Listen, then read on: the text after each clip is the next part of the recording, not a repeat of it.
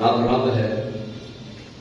رب کو ایک ادا بھی پسند آ جائے تو بخشش کا ذریعہ بن سکتا ہے. ایک ادا پسند آ جائے. ایک آدمی تھا، وہ گزر رہا تھا تو راستے میں ایک محفل ہو رہی تھی. وہاں پر لوگ بیٹھ کر اللہ کا ذکر کر رہے تھے. پہلے انہوں نے ذکر مصطفیٰ کیا، پھر ذکر خدا کیا. اب ذکر خدا کر رہے تھے. وہ آدمی بازار سے گزرا یا اس گلی سے گزرا.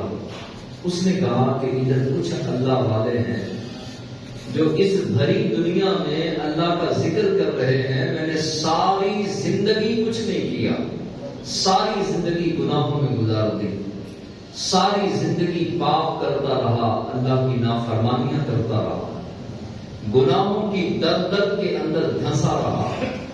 میں نے ایسے ایسے گناہ کیے ہیں کہ زمین پھٹ جاتی، میں زمین میں دھنس جاتا.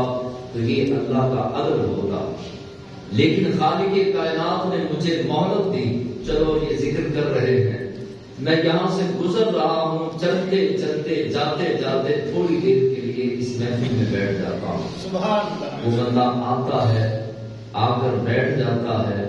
مفسرین و محدثین علماء کرام فرماتے ہیں کہ رب ایسا فضل کرتا ہے اس کے دل میں اور ایسی رحمت کا نزول فرماتا ہے کہ اس کی آنکھوں سے آنسو جاری ہو جاتے ہیں.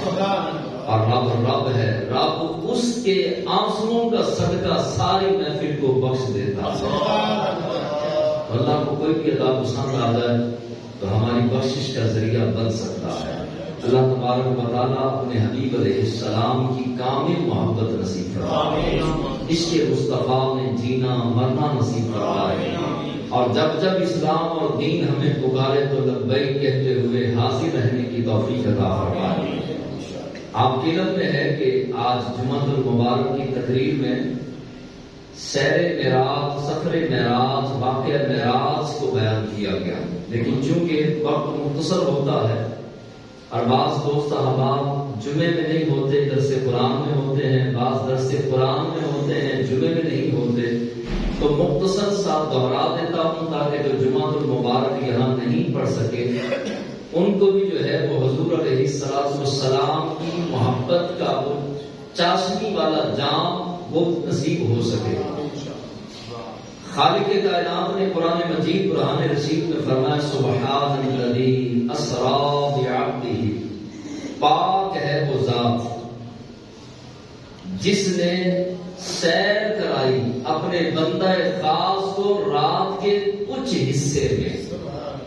اس کا مختلف جو ہے وہ زبانوں میں اور مختلف انداز میں محدثین جو ہے وہ بیان فرماتے ہیں کہ سب سے پہلے خالق کائنات نے محبوب علیہ السلام کی معراج کو بیان کرنے سے پہلے کیا فرمایا؟ سبحان اللہ.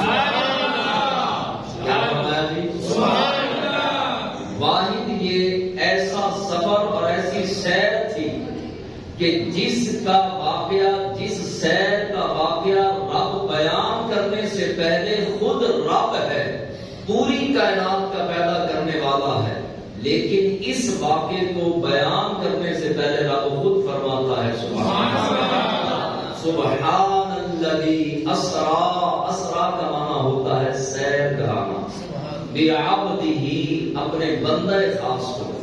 اب خالق کائنات یہاں پر کچھ اور بھی ارشاد فرما سکتا تھا. سبحان کی جگہ سیدھا سیدھا فرما دیا جاتا کہ پروردگار نے، رب ذوالجلال نے، خالق کائنات نے، مالک کائنات نے اپنے محبوب علیہ السلام کو سیر کروائی. سیدھی سیدھی بات ہو جاتی. لیکن سبحان کا لفظ کیوں ارشاد فرمایا؟ یہاں پر 133 نکات بیان کیے ہیں صرف امام جلال الدین سیوطی نے.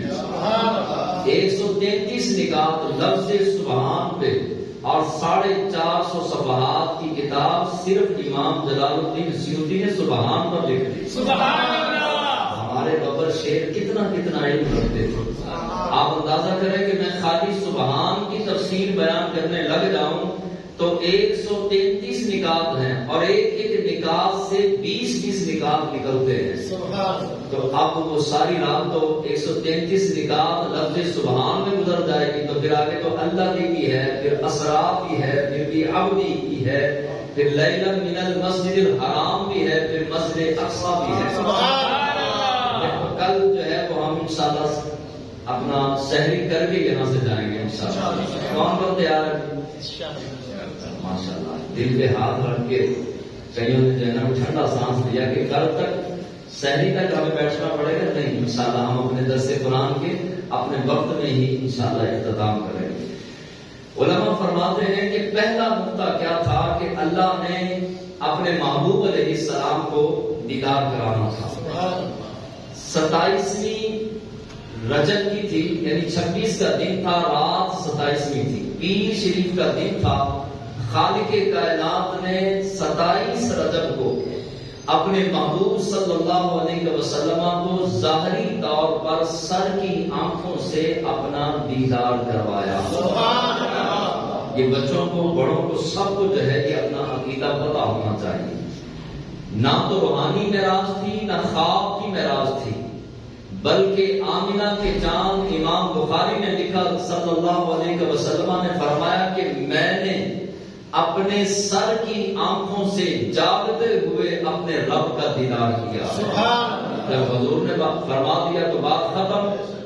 اب کوئی جو ہے وہ چمار اٹھ کے اور کہہ دے کہ نہیں جناب یہ تو روحانی معراج تھی، کوئی کہے کہ خواب کی معراج تھی، تو ہم اس کی بات اس کے منہ پہ پلٹ کے ماریں گے اور کہیں گے کہ ہمارا عقیدہ صدیق اکبر والا ہے، ہمارا عقیدہ فاروق اعظم والا ہے، عثمان غنی والا ہے، حیدر کرار والا ہے، بلال حبشی والا ہے، امام اعظم ابو حنیفہ والا ہے، امام احمد بن حنبل امام شافعی والا عقیدہ ہے. آج کے عقیدے تو اپنے پاس سنبھال کے رکھ، اور یہ بات ہر مسلمان کے ذہن میں رہے. میں بار بار جمعے کی تقریر میں بھی یہ تکرار کر رہا تھا کہ ہر مسلمان کو پتہ ہونا چاہیے کہ رب کا دیدار 1,24,000 کم و بیش انبیاء میں، اور ایک روایت 2,24,000 نبی بھی، یہ بھی روایت موجود ہے. اس لیے زیادہ محتاط انداز یہ ہوتا ہے کہ 1,24,000 کم و بیش انبیاء کرام میں ظاہری طور پر دیدار صرف تیرے اور میرے نبی کو ہوا. خواب میں دیدار جو ہے یہ عام مسلمان کو بھی ہو سکتا ہے، مومن کو بھی اللہ کا دیدار خواب میں ہو سکتا ہے. تو پھر حضور کی خاصیت کیا تھی، حضور کی فضیلت کیا تھی؟ اور پھر یہ سوال پیدا ہوتا ہے کہ جناب اللہ تو ہر جگہ پر موجود ہے، تو پھر خاص مقام پر بلا کر دیدار کیوں کروایا گیا؟ یہ بھی تو شیطان آپ کو بھی وسوسہ ڈال سکتا ہے کہ رب تو ہر جگہ پر اپنی شان کے مطابق موجود ہے، تو رب دنیا میں ہی دیدار کروا دیتا، مکے میں کروا دیتا، کعبۃ اللہ کی 4 دیواری کے اندر کروا دیتا. رب ان اللہ علی کل شیء قدیر ہے، وهو علی کل شیء قدیر ہے، ہر چیز پر قدرت رکھتا ہے. تو اتنا سفر کروا کے 18,000 سال کا سفر. ایک عالم، ایک مفسر نے لکھا 18,000، دوسرے فرمانے لگے نہیں تو کم ہے، 40,000 سال کا سفر حضور نے طے کیا. اب جو ہے وہ حضور علیہ السلام تشریف لے گئے تو 40,000 یا 18,000 یا 70,000 جتنے بھی 1000 سال کا سفر کروایا. سفر کروا کے رب نے دیدار کیوں کروایا؟ رب چاہتا تو دنیا کے اندر دیدار کروا دیتا. اس کا جواب یہ ہے، ہمارے بزرگوں نے ہر بات کا جواب تسلی بخش دیا ہے. فرمایا کہ خالق کائنات اپنے محبوب علیہ السلام کو زمین سے اٹھا کر بلندیوں تک لے کر جانا چاہتا تھا، پھر آسمانوں کی بلندیوں سے پار دوسرے، تیسرے، چوتھے، پانچویں، چھٹے، ساتویں سدرہ لا مقام اور ایسی بلندیوں پر لے کر اپنا دیدار کروانا چاہتا تھا جہاں تک کسی کی سوچ بھی نہ پہنچے. میرے محبوب کے قدم وہاں تک پہنچ جائیں تاکہ پتہ چلے کہ میرا محبوب نہ تو عیسیٰ روح اللہ جیسا ہے، نہ موسیٰ کلیم اللہ جیسا ہے، نہ اسماعیل ذبیح اللہ جیسا ہے، نہ ابراہیم خلیل اللہ جیسا ہے، اور نہ آدم صفی اللہ جیسا.